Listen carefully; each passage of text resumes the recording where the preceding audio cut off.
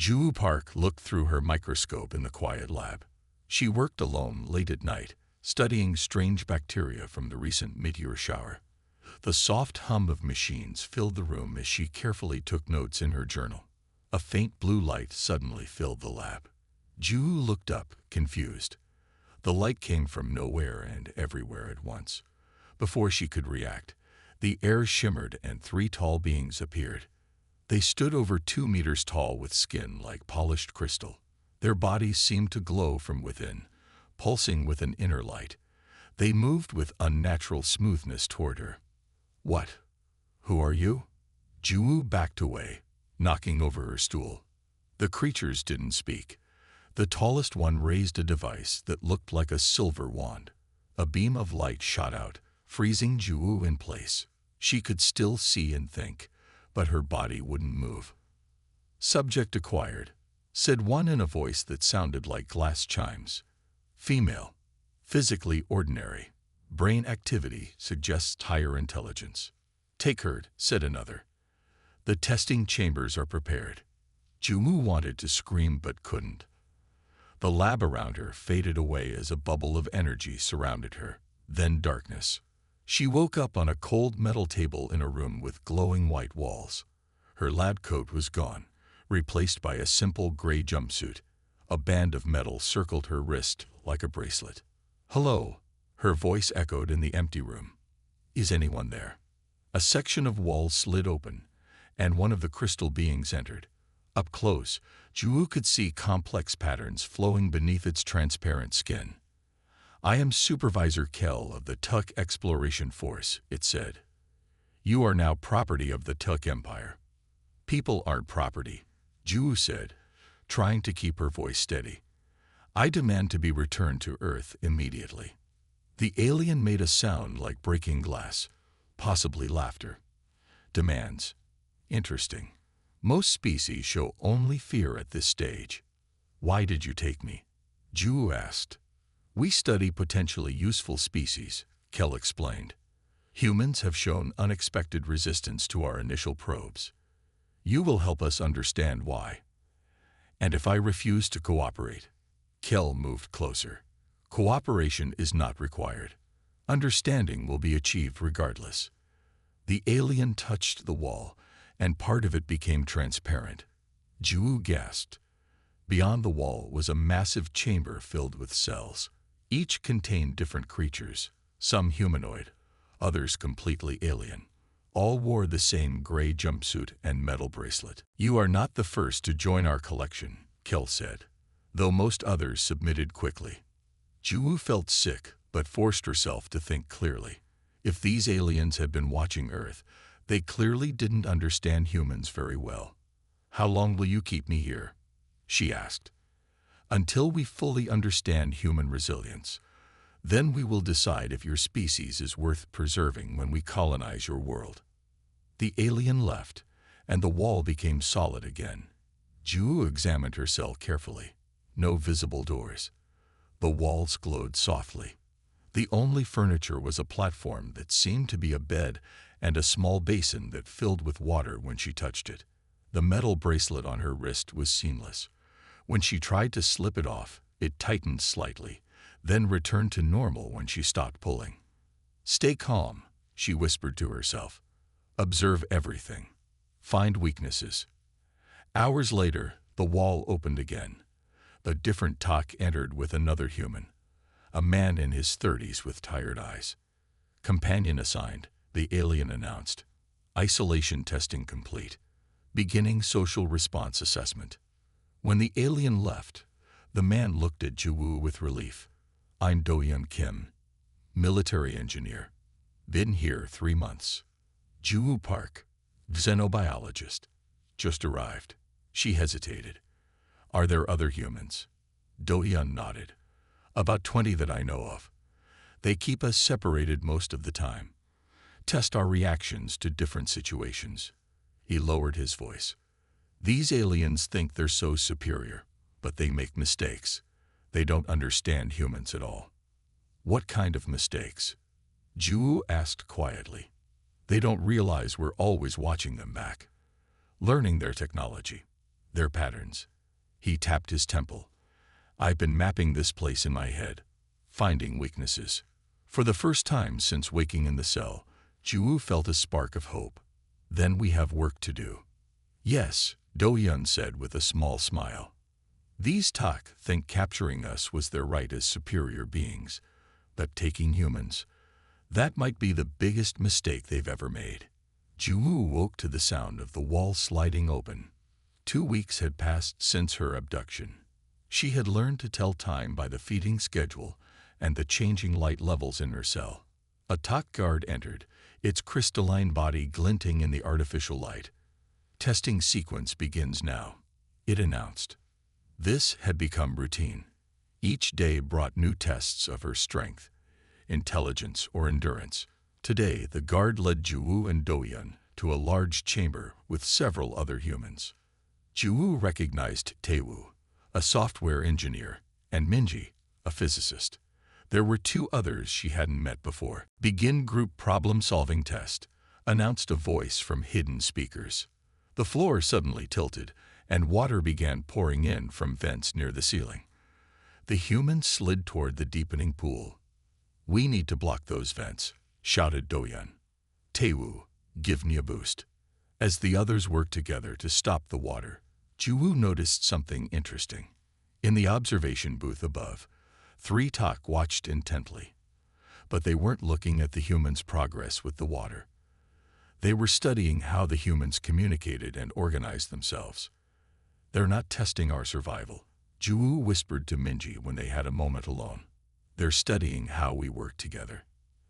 After the test, back in their cell, Juwu shared her observation with Do-hyun. Makes sense, he said. From what I've gathered, the Tak don't understand cooperation. Their society is strictly hierarchical. Each individual competes for status. Juwu thought about this. That's a weakness we could exploit. Over the next few days, Juwu paid careful attention to the guards' routines. She noticed they changed shifts at regular intervals.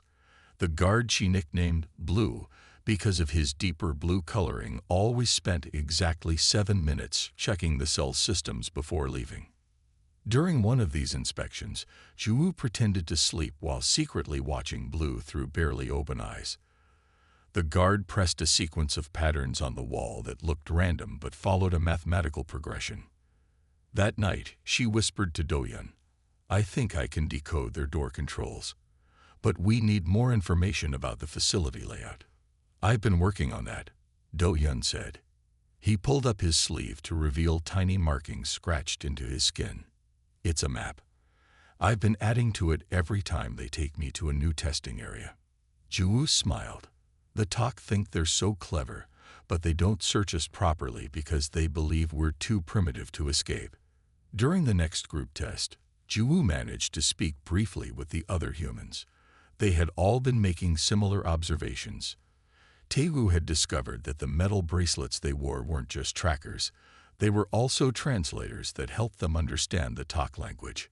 If I could modify mine, he whispered, I think I could access their computer systems. Minji had noticed something else important. The Tak are vulnerable to certain sound frequencies. During one test, I dropped a metal panel that made a high-pitched ring. The guard actually doubled over in pain. Piece by piece, they gathered information, sharing it during the brief moments they were together. One day, Juwu was taken to a new area, a large room filled with alien plants. A different Tak supervised this test, one she hadn't seen before. This one had green patterns flowing under its skin rather than blue. You will identify which plants are edible for humans, the green Tak instructed. As Juwu worked, she asked questions about the plants, pretending simple curiosity. The green Tak, seeming proud of its knowledge, answered more freely than the guards usually did. These specimens come from worlds we have already colonized, it said. Your Earth has similar growing conditions to several successful Tak colonies. How many worlds have you colonized? Juwu asked casually. 17 fully. 8 more in process. The Tak touched one of the plants, making it glow. The native species usually serve the Empire or are removed. Juwu felt cold fear, but kept her expression neutral. And humans, how do you see us fitting in? The Tok studied her. That depends on these tests. You show unusual adaptability. Most species break within days of capture. Back in their cell, Juwu shared this frightening information with Do-yun. We don't have much time, he said grimly.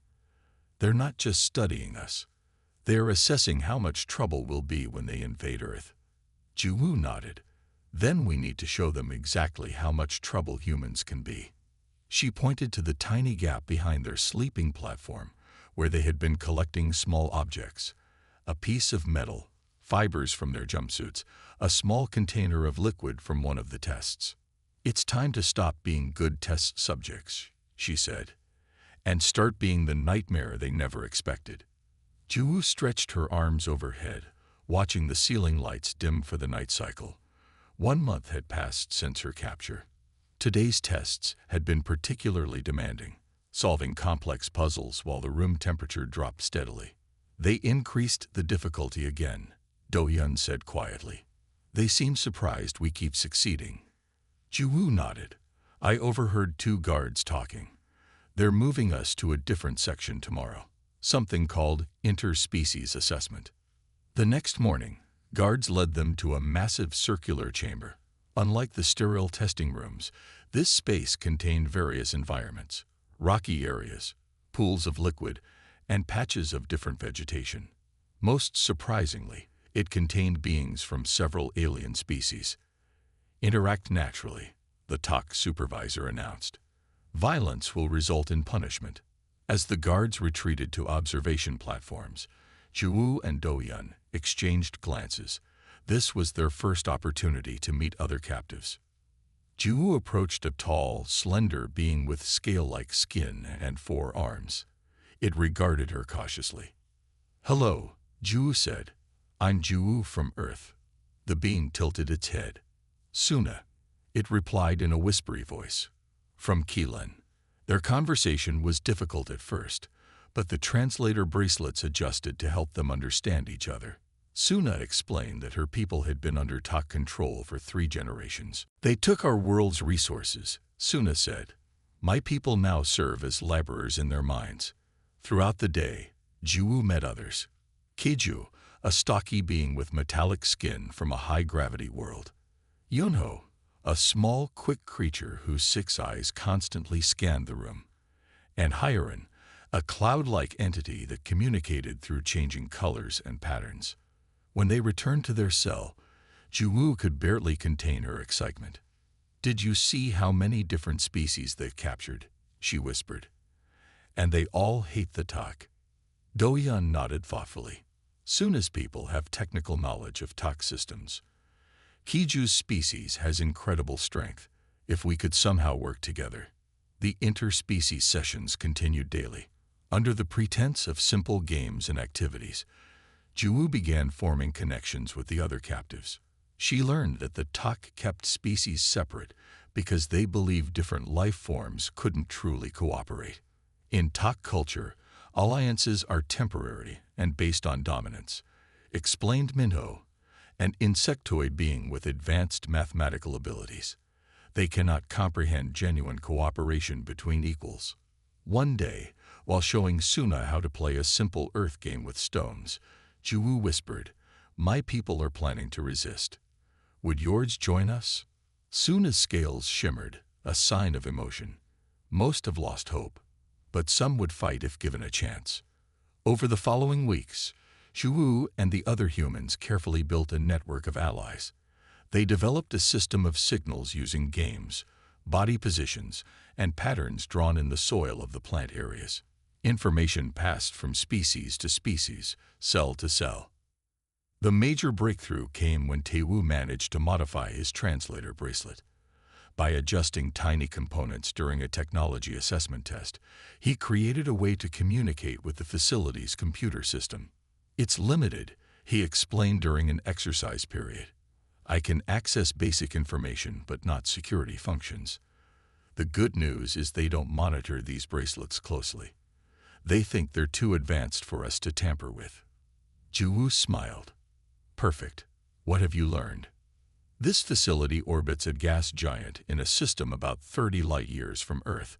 There are over 300 captives from 27 different worlds here. 300, Do-hyun exclaimed quietly. If we could coordinate them all. One day, Hyarin's cloud body changed to a deep red. Their signal for danger when a new captive was brought into the interspecies area. The newcomer, a humanoid with silver skin, immediately approached the Tak guards and began speaking rapidly. Informant, Minho whispered to Ju-woo. The silver ones always collaborate. Ju-woo watched as the silver being pointed toward different groups of captives. When it gestured toward her, she knew their network had been discovered. That night, guards came for Ju-woo. They took her to an isolation cell, a tiny space with bright lights that never dimmed. Human cooperation with other species is forbidden, the supervisor told her. You will remain here until compliance is restored. Alone in the blinding light, Ju-woo might have despaired. But on her third day of isolation, she heard a faint tapping from the wall, a pattern of 3, pause, 2, pause, 4, the code they had developed. The message was simple, alliance strong. Plan continues. Ju-woo smiled in the harsh light. The Tak had made a critical error. By putting representatives of so many species together, they hadn't created a collection of isolated test subjects. They had created a community with a common enemy. And now that community had a plan. Ju-woo returned to the common testing area after 7 days in isolation. The bright lights had left her eyes sensitive, but she walked tall as the guards led her in. Across the room, she caught Do-hyun's subtle nod. The plan had continued in her absence. Isolation treatment complete, announced the Tak supervisor. Resume normal assessment protocols. As soon as the guards moved away, Suna approached Ju-woo, pretending to show her a pattern game with colored stones. The network has grown, Suna whispered. All 27 species are now connected. Taehu accessed more of the facility's systems. Ju-woo arranged the stones carefully, speaking without looking up. How long until we're ready? 3 days, the time period you call morning when guard numbers are lowest. Suna's scales rippled with excitement beneath her jumpsuit. Minho discovered something important about the Tak physiology. Later, when they were allowed to rest in the vegetation area, Minho explained his discovery. The insectoid being's compound eyes shifted constantly, watching for guards. The crystalline structures in Tak bodies are not just decorative, he explained. They are vital to their nervous system, and they resonate at specific frequencies, like when that metal panel made the guard collapse. Ju remembered. Exactly. With the right sound, we could temporarily incapacitate them. Not harmful long-term, but enough to gain advantage. That night, back in their cell, Ju-woo and Do-hyun finalized their part of the plan. Using materials they had collected over weeks, bits of metal, fibers, and components from testing equipment, they had constructed rudimentary tools. Taewu confirmed the ventilation system connects all sections, Do-hyun said, showing Ju-woo a rough map drawn on the underside of his sleeping platform. Yoonho's people are small enough to move through them. They'll carry messages and small tools to key positions. Ju-woo nodded. And the bracelets. Hyarin discovered they can be removed with the right electrical charge. It will trigger an alarm, but by then it won't matter. 3 days passed with agonizing slowness. Each species prepared in their own way. The humans gathered more materials and memorized their tasks. Suna's people, with their 4 arms, created makeshift tools. Heeju's strong species prepared to handle the physical aspects of their escape.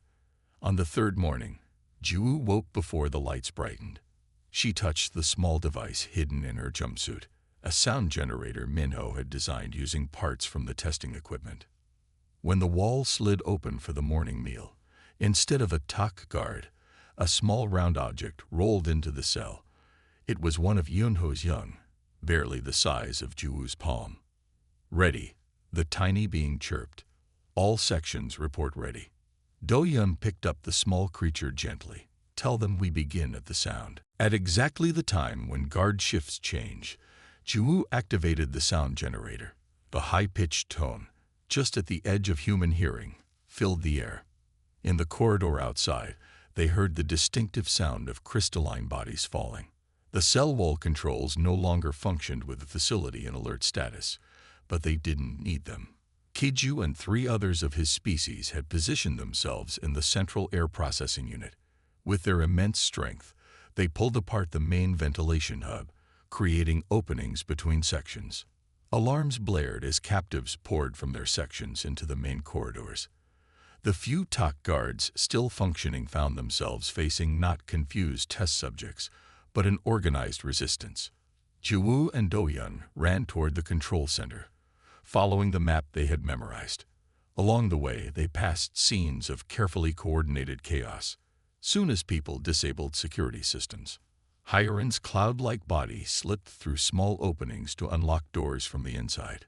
When they reached the main control room, Taewoo was already there with Minho.